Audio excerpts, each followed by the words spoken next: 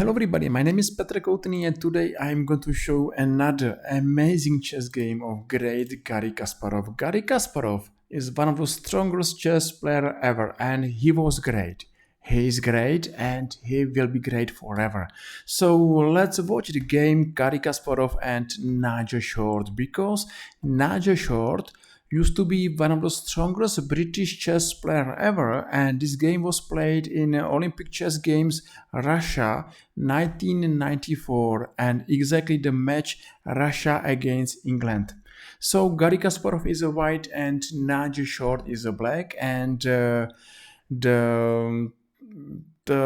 topic what we could learn from this game is the power of two bishops. I believe that it's nice to understand this important chess topic. It's nice to understand why lots of chess grandmasters believe that two bishops are strong weapon, and why they are very careful to keep or not to keep these two bishops on the board.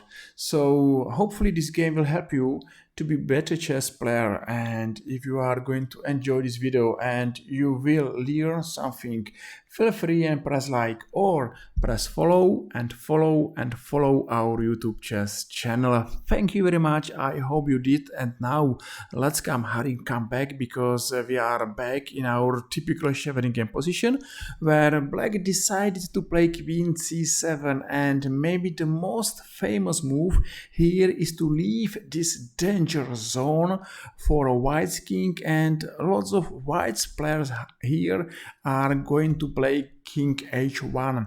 Of course, it's not healthy or it's not clever to stay there too long, because there is a big risk to be checked.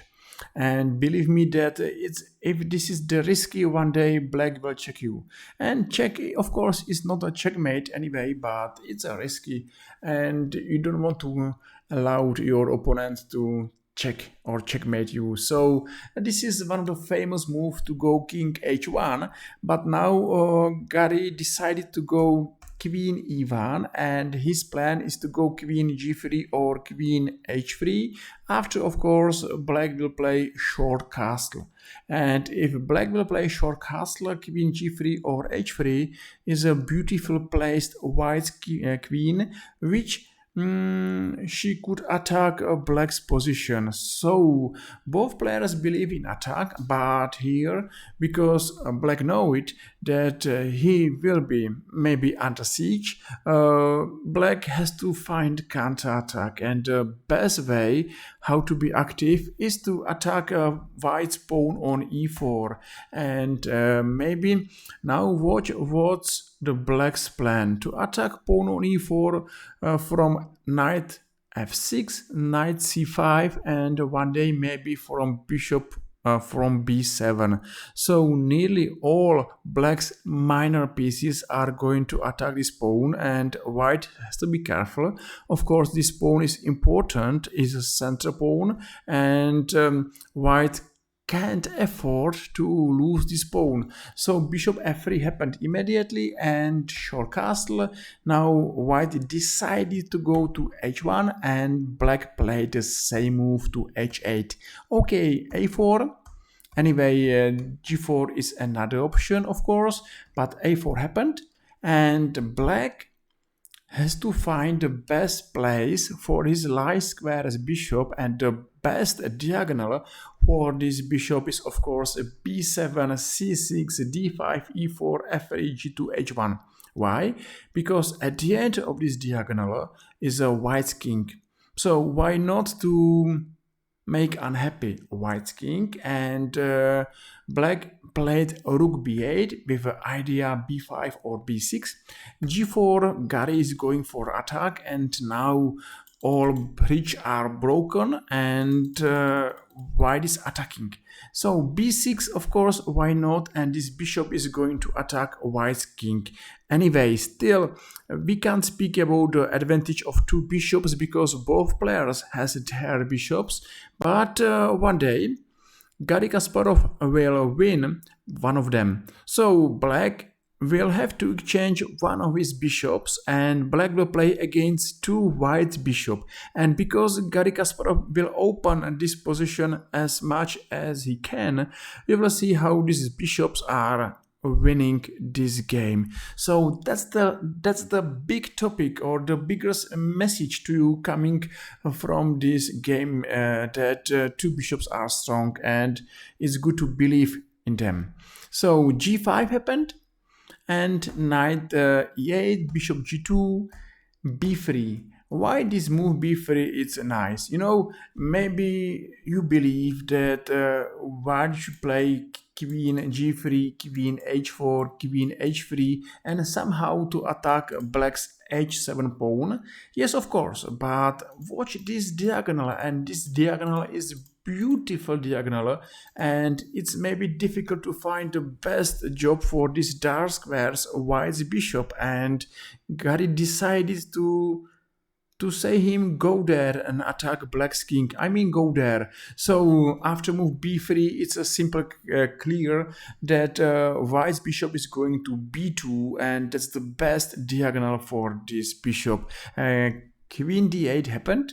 Maybe g6 is an option, but I don't believe that black is happy, because this bishop is a monster, and this bishop is looking exactly till end. And at the end of this diagonal is waiting for this bishop black's king, and this is a danger position to stay in the same diagonal with black's king and white's dark squares bishop. So black decided to go queen d8. Okay, why not? And h4. So yes, Garry is going for attack, and looks like nobody will stop him. But believe me that at this time, 1994, it was hard to stop Garry Kasparov. He was beating anybody in the world, and he was one of the best attackers at this century. Okay, I know that you will tell me that. And what about Tal? Tal, of course, is a great attacker, but Garry Kasparov maybe was much more stronger, because he was not great in attack only, but he was great in endgames and opening and everywhere, and it was hard to find a mistake or a weakness in Garry Kasparov's games. He played like chess machine, and that's why he is one of the strongest chess player of all time. So happened g6 and bishop b2 and knight g7, same variation, rook d1, and now f5. And this is an important move, because after move f5, white is going to open position, and maybe now black will play a mistake. It's a typical mistake, but let's see this variation, what's going on. So say that black is taking by a g-pawn. Do you think this is the best move? No, I don't believe it, because white will take on f5. Okay, this exchange, and knight d5, and even this is another topic.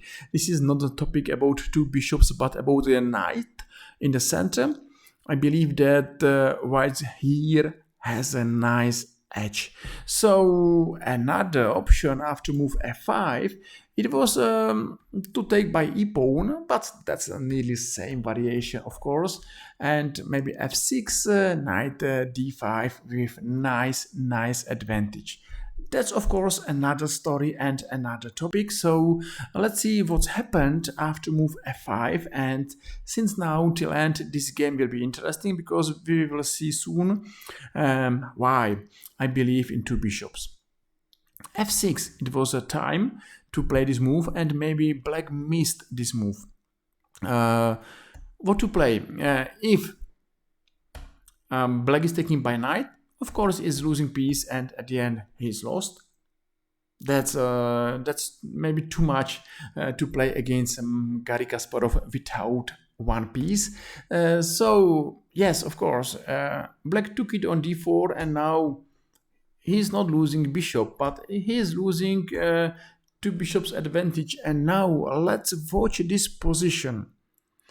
Two bishops in open position, and they are working nicely together. They are watching everywhere on the chessboard, and everything is under attack. So that's a great picture of power of two bishops. And now let's follow this game, because since now till end Nigel Short will be out of any chance. Garry Kasparov will play like a monster, and he know it that two bishops here are nearly a winning plan. So f6 happened, and queen d2. Pawn on d6 is hanging, yes, and black decided to take on g5, one exchange. Why is good for white to exchange another piece? Because I told you that two bishops are strong in open positions, but they are stronger in endgame. So every exchange is going to help white to go to endgame, because nearly all endgames are opened, and nearly in every open position two bishops are the best pieces. So this exchange is okay for white, and now white took on d6.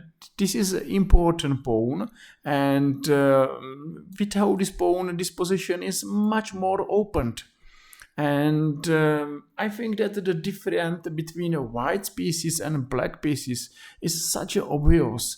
White pieces are stronger, more active, and of course, white is enjoying two bishops advantage. At the other side, black is too passive and too far from the game, too far from the center, and maybe in the beginning of this video we were speaking about some kind of counter-attack or counter-blow. Now there is no counter-attack, there is only bad position with no hope. Knight e5, first active move, but rook took on b6, or maybe another option, it was to take this pawn on g5, and maybe after queen c7 say that white is still much more better. And why? Because still there are two bishops, and two bishops nearly every times are giving you nice edge. So what's happened? Now white took it on b6 and knight d5, exchange, and rook e8, bishop h3, and now one more time. Let's see the difference between this bishop and this knight. Of course, everything is simple. And what about this bishop? And what about this knight? These two bishops are twice, maybe more than twice stronger than these knights. Why? Because we are in an open position where two bishops are shining like a sun, but knights in open position, they are too weak. And of course, this position is simple one for white. Of course, white has to be careful to not be checkmated, because yes, white's king is alone without his pawns and without defenders. But if white is careful, if white is not hurry, if white is playing slowly and taking care about all black's threat, he is winning. And one of the best winning plan is to push his passed pawns. So maybe c pawn or maybe b pawn, one day maybe a pawn. And yes, of course, what's going on here? White is nearly winning, so white has to be careful and not to allow any accident. So queen c7 and rook e6, another exchange is going to help white, because with every new exchange white is close and close to endgame, and in the endgame you are enjoying two bishops advantage, of course, much more than in the middle game. Now it's not a good idea to take this bishop, because there is a check and black is losing everything. So black has to be careful, and knight c6 and queen g5 happened. Yes, of course, white is careful. White is careful, and he's not allowing, for example, queen g3. Why to allow this move? And if you know that you are nearly winning, and if you know that you have great advantage, it's very sad to lose this game or to make a mistake. Just play slowly, enjoy your position, and play for victory. Queen d6 happened, and bishop d5. Beautiful, beautiful two bishops here in the center. This is an amazing piece, doing everything what you wish to do from a bishop. Let's see this bishop, and let's help him with another bishops, and still the difference between two bishops here and two knights. It's like day and night. That's a beautiful day and dark night for the black.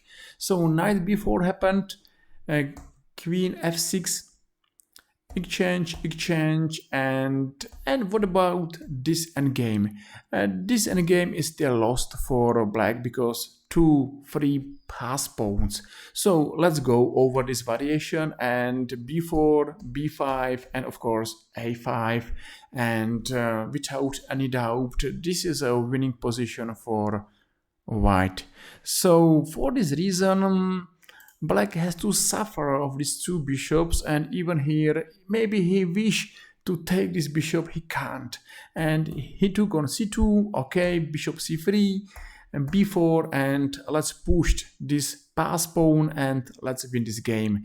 b5 and knight h5, b6, and there is no hope how to stop this pass pawn and how to block these two bishops in open position. A nice position where two bishops were a winning factor, and the reason why Garry Kasparov beat Nigel Short. It's good to remember this game, and it's good to remember the power of two bishops, and it's good to remember that two bishops are the strongest pieces in nearly every endgame, because endgames are open, has open positions, and two bishops are enjoying endgames. Anyway, maybe it's not a lie that I will tell you that two bishops is something like half point advantage.